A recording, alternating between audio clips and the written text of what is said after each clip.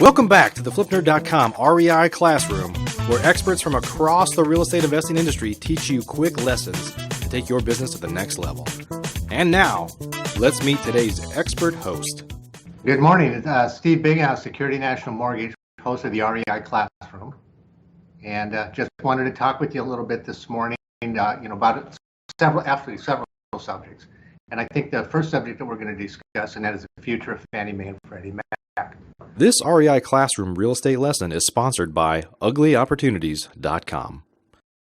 So there's been a lot of discussion over the past couple of years about the futures of both of these GSEs that, and I think it's really important to talk about. Several years back, I'm sure there was a lot of talk about elimination of both of them, that they were going to wind them down and get rid of them.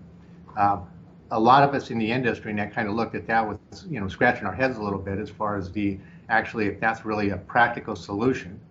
And if they did get rid of them, what would they replace them with? Would they replace them with the major banks? And we all know that's not going to work because, a lot of the discussion right now in that is trying to break up the big banks. You don't want to make them bigger. Secondly, what do you replace it with? You replace it with another GSE, you just create another monster. So the whole, political talk during that time was political talk. That's basically what it was. Wasn't practical, wasn't a solution. A little bit of brief background, Fannie Mae was created back, and I don't know if a lot of people know this, Fannie Mae was created back in the 30s. And, the whole purpose of that was to create liquidity for banks and that for mortgage lending. Freddie Mac, on the other hand, was created in the 70s, another big GSE created for the same purpose. And over the years, they have become they're probably right now, both of them probably the largest financial institutions in the world, if you combine them, and they're definitely at the top. So again, back to that is that the idea is, as far as replacing them just wasn't a practical solution. Now, changes with Fannie Mae. One of the big issues that they had was back in the meltdown. Both Fannie and Freddie suffered huge losses. They were kind of quasi-government agencies, and it was just big. So that's when a lot of the talk started as far as the elimination, and then it just continued on. They suffered billions of dollars in losses. So over the years, you've watched now that the government has kind of taken them over, and they are a full government agency. So the thing to do in that is reform both. In 2016, well, let me back up. So a lot of times in the mortgage securities, and that when Fannie would bundle these, they would guarantee the mortgages. So in other words, in that the government would guarantee the default risk. That is going to change in 2016. Now what Fannie and Freddie both are going to do is they're going to sell the mortgage bonds. Fannie Mae's are called Connecticut Avenue Securities. Freddie Mac, you've got structured agency credit risk. But what that's going to do is that's going to pass on the risk to the investor. So Fannie and Freddie are no longer going to take that risk, with that. So that's going to be huge. So that's going to shift it. So in other words, that basically, the taxpayers aren't going to have to, if there are some big losses and, another big, meltdown, wouldn't have to suffer those risks. Of course, one of the common questions that come up with that, what stops it from having another meltdown like we did, in the years past? Really, when you look at it, back in the mid-2000s when we were doing the lending, we were basically doing credit card lending secured by a house. A lot of people, a lot of those people that bought those homes didn't qualify in the first place.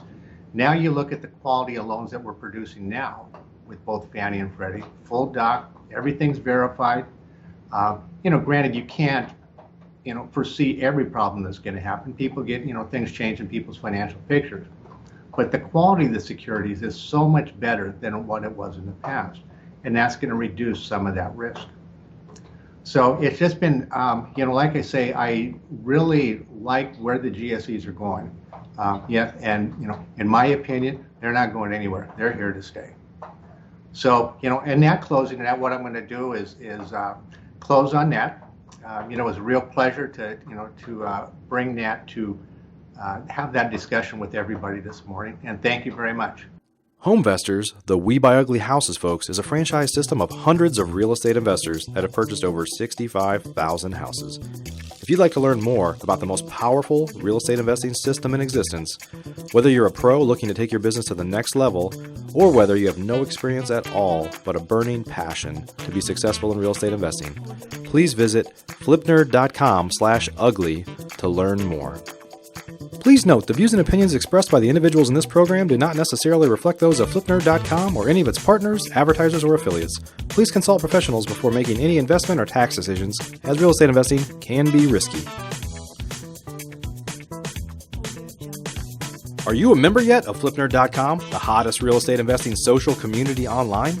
If not, you can join for free in less than 30 seconds and get access to hundreds of off-market deals, vendors in your market to help you in your business. And you can start networking with thousands of other investors just like you. Get your free account now at flipnerd.com. Please check out the Flipnerd family of real estate investing shows, where you can access hundreds of expert interviews, quick tips, and lessons from leaders across the real estate investing industry.